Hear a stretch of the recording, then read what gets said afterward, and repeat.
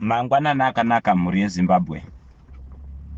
Kusangana kwatiri kuita mangwanani ano, takazoshaya mukana nezuro nekuda kwemakomitments atange tiinawo, kuwanda kwezvinhu, kugadzisawo nyaya dzeupenyu uyewo nenyaya dzerevolution. Ndakanga ndichimbopiwa a heads up one of the lawyers dzaComrade Nyoka Yamabhunu, and I had to do a very long call. Time yandakazopedza ndakaona kuti vazhinji I think vange varara. Mwari ngavarambe vachikuitirai zvakanaka mhuri yeZimbabwe, nekupuhwa mwoyo wokubatana sevana veZimbabwe. Vazhinji venyu tiri kukunzwai, muri kutipa zvichemo zviri kuitika kumativi mana enyika yedu yeZimbabwe. Tinozvinzwa uye tinozvitenda. The reason why muchinzwa tichiramba tichitaura, dai Mwari watipa mwoyo wokubatana uye nekudanana isu vana veZimbabwe, zvimwe zvatiri kuona sematambudziko zvinogona kupera nekuda kwemweya werudo chete.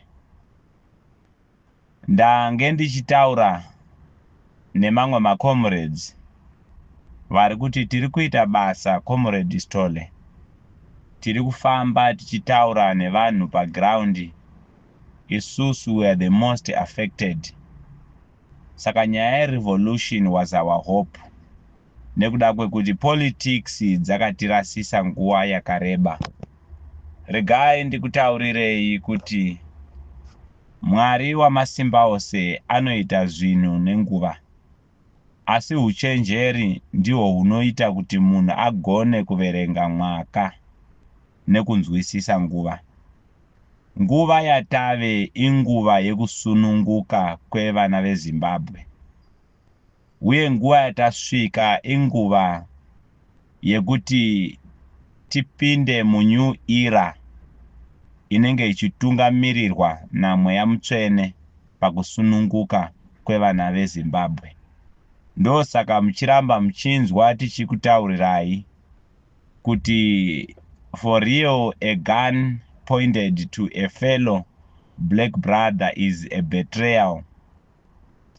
Dambudziko rataita muZimbabwe nderekuti taita utungamiriri huri greed, uye zvakare huno-operata nepropaganda.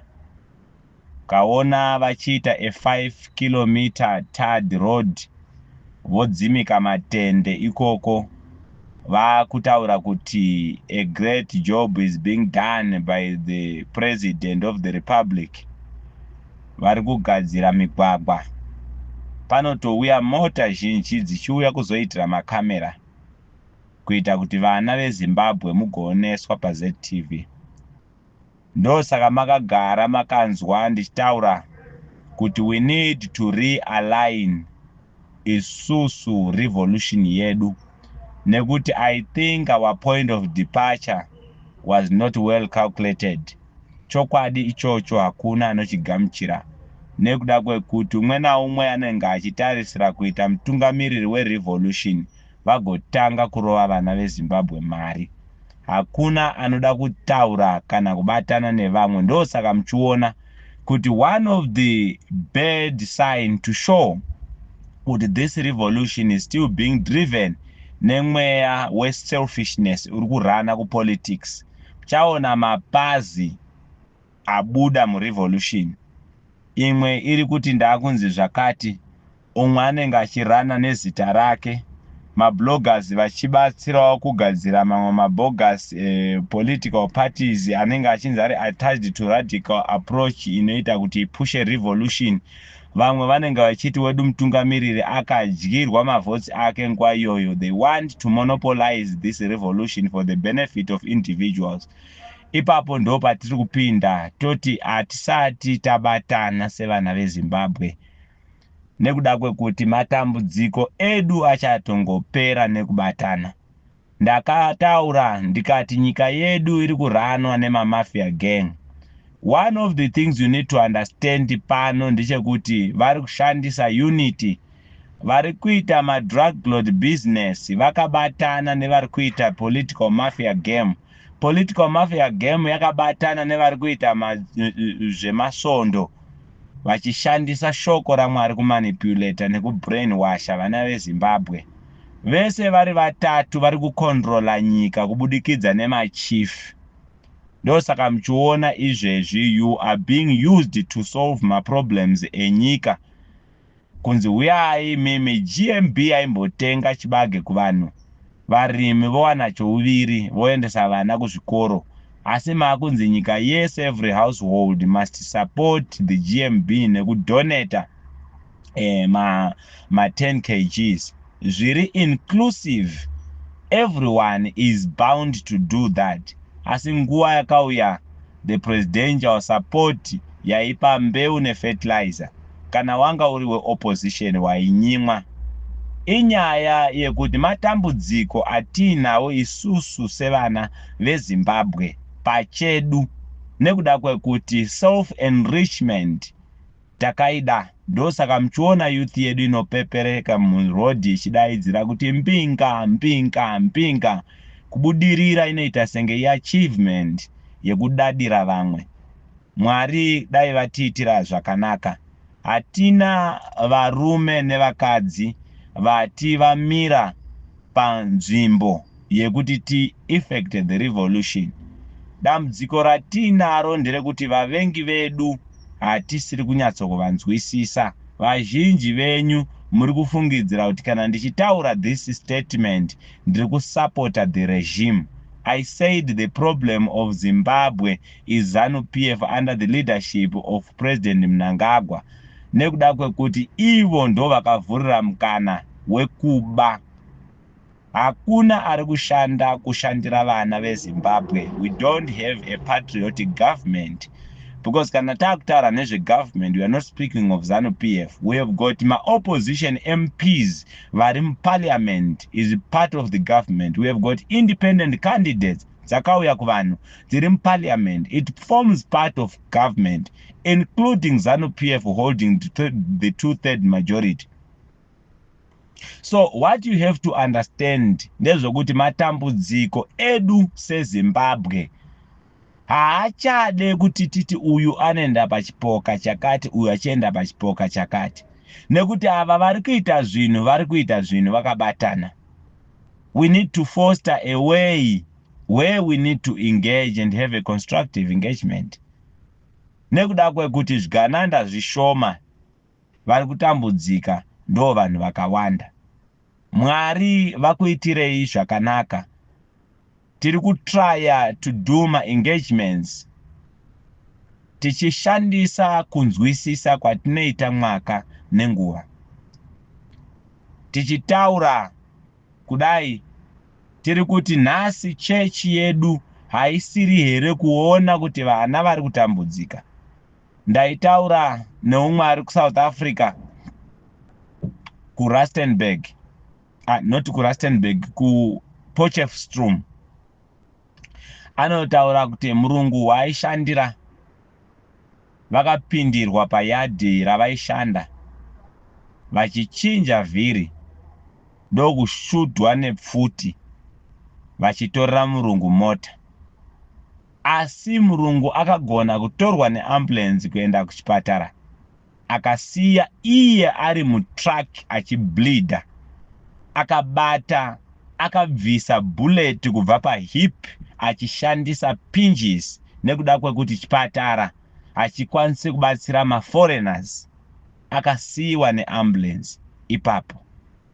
Up until today we organized the people vaenda ikoko kuti vanozama kubatsira vagone kutakura munhu kubva mutruck nekuti akaita massive bleeding kusvikira azowana mukana wekugona kutambanudza ruoko kuti aende kunotora phone afonere sisi vake vazoita kuti vange vaine vanhu vari kuenda ikoko. For the past 3 days the person is helpless.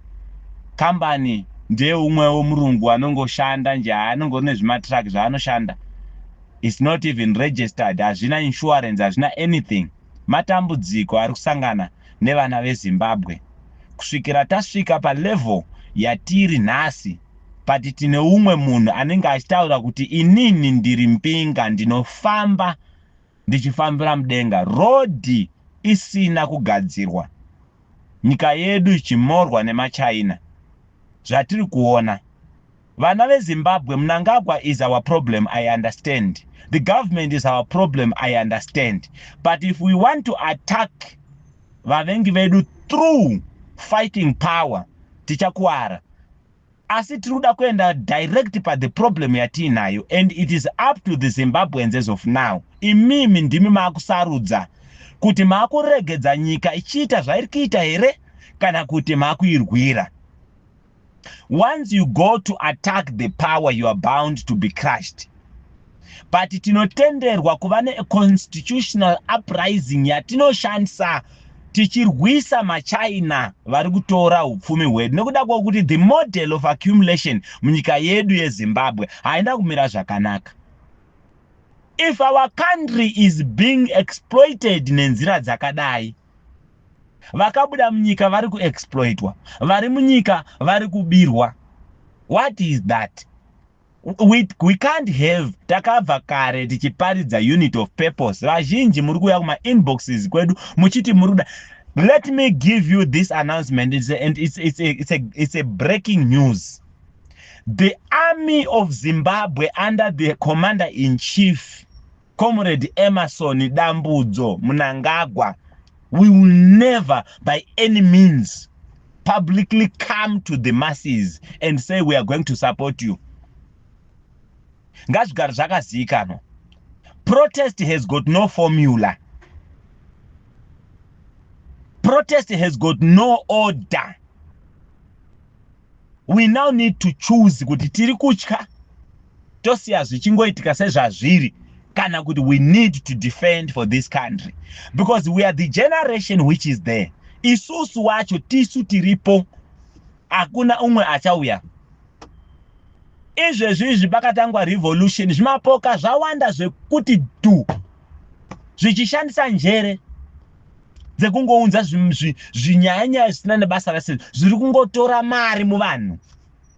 Just the same as ZANU-PF, pastors for ED, vendors for ED, chakati for ED, zvima cluster zvakasiyana siyana zviri kungogadzirwa zvokuita kuti vanhu mugone kupinda mapoka anokontrolwa chete. I'm angry over this thing. I'm in the midst yekubatsira vanhu vari kuDurban neku Cape Town. Vandaka receive a list yavo kuti tigone kuvabatsira. Nekuda kwokuti Operation Dudula yakapinda ikanoshungurudza vanhu. Nekuda kwokuti vanobva kure. And those families are stranded. To see tine almost 18 blind people very amongst the people who are there. That is why we said we cannot carry these problems, and we have engaged the government through the embassy to go and assist. Leader wavo vatanga kutaurirana ne embassy in the Cape Town kuti vagone kubatsirana nevanhu ivavo, while we are still arranging kuti tuone kuti vanobatsirika sei vari kuDurban. These are the problems. Kana takutaura isusu vana veZimbabwe kuti izvezvi takabuda ma-elections, we had 4 million people vakaregister kuvota. 2 million ndo yakavotera Mnangagwa according to what they said after rigging. Tine vanhu vakabatira grudge yekuti we don't do anything as of now because wedu leader akadyiwa. Ava vanenge vachiti tisu tiri mupower. I engage with people for ZANU-PF. Ndinotaura navo vamwe vacho. Youth yeZANU-PF inoshandiswa kurakasha. I always have my public debates in the space ndichitaura navo. Vamwe vacho vanoshandiswa kuita propaganda. I tell them directly. Nezuro vaitaura kuti isusu manifesto yedu is to deliver. We are focused on creating jobs. Ndikati makatanga rini kuita manifesto yamuno deliver. What happened to 2018 free education promise and 2023 free education promise ticket rakakupinzai muoffice? So vana veZimbabwe, I am speaking with broken heart panapa. Dai magona kunzwisisa, hakuna protest ichauya inenge yakangofocus nekubvisa government ichabudirira. Protest ichabudirira ndeye kustopa maChina. Zvapera. We stop the Chinese by a massive uprising.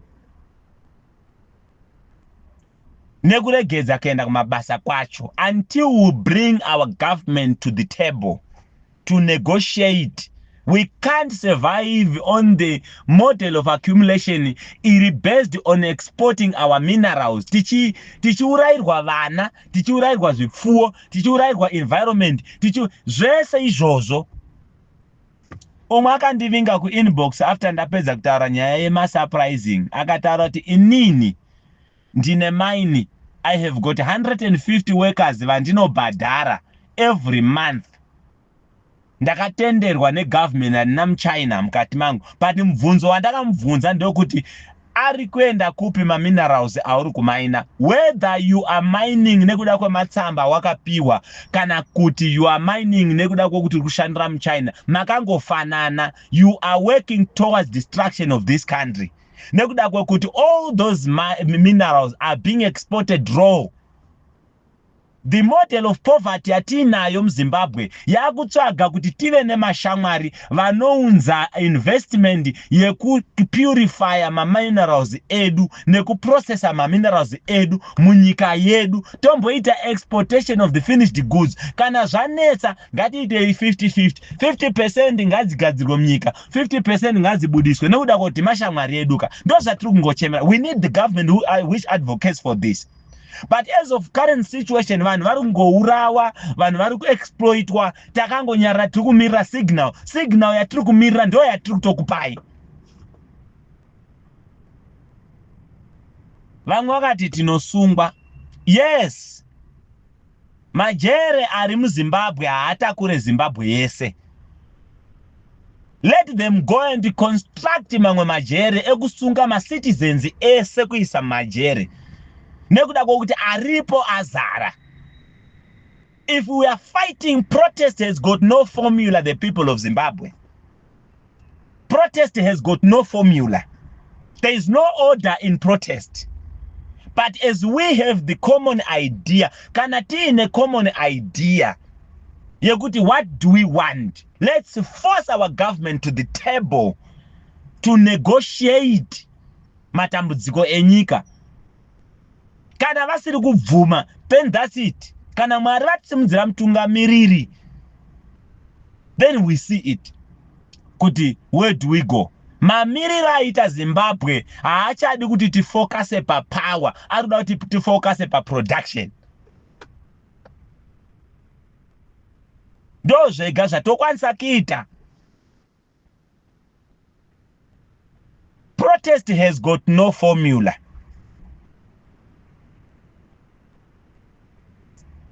Takakuudzai nenyaya dzesystem, tikakuzivisai kuti system inoshanda sei. Ndakakupai example nezuro kuti ZANU-PF will never do any criminal act isina kuchinja system iyoyo kuti ite align with whatever they are doing. That is why even until today havasati vaisa presidential term decree. Nekuda kwokuti they are trying to twist the constitution iende ikoko vozoita. So, as of current situation,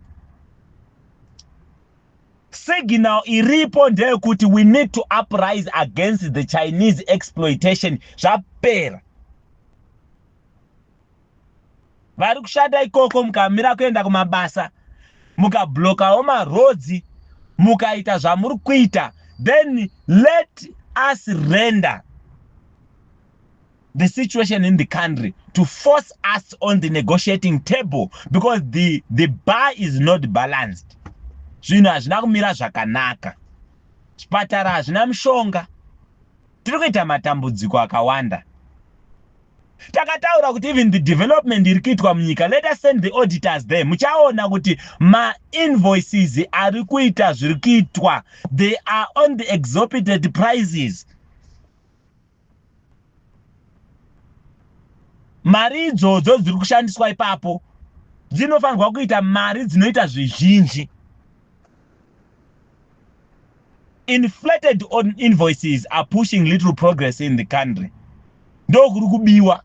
Vamwe vanotodeliver ku Ministry of Defense uko vachiri maine matenda ane zvima-invoice shoma. Makavanzwa vachiconfessa pano kuti isu ma-invoice madiki atibhadharwe because vanoto-approva mari vacho vari kutodawo 10%. Saka vanotoenda kuma-millions iwayo. Ndo mabirwa ari kuita mari. So the country is in a state of the wrong status. The country inotoripa crisis. Regedza kuti ningi waya asina kutaura, ningi waya asina kutaura. Kana hasha dziri mamuri imimi vana veZimbabwe dzisati dzakusimudzai kuti muwe collated pachenyu, mutange kuacta munzvimbo menyu imomo, tiregedzei tirambe tichiparidza. Takakuudzai.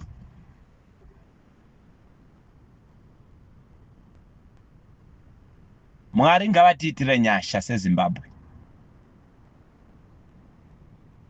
Mwari ngavatiitire nyasha. The destruction of Zimbabwe cannot be attributed to one person. There is a collective effort in a bid of fighting for power. Ndo zvaisa matambudziko eZimbabwe izvezvi patiri izvezvi. So we can't live on a tug of war. Yekungobatsirana kuba chete ndo zvatiri kungoita. Izvezvi ma-cyber crime akawandisa. Vazhinji ndakazofonerwa naloya nezuro achitaura kuti takabhejerwa nevamwe vachiti muchadzoka kwatiri, tisu tinogona kukolekta mari. Panyaya Comrade Nyoka Yamabhunu. It's a very wrong. And I want to say this. Once I come across another statement, iri kutaridza interest kubenefita, I'm one of the people achatanga kisa ma bloggers mumajere. I will do it and I have got the powers to do it. Because ndo chimafia chacho.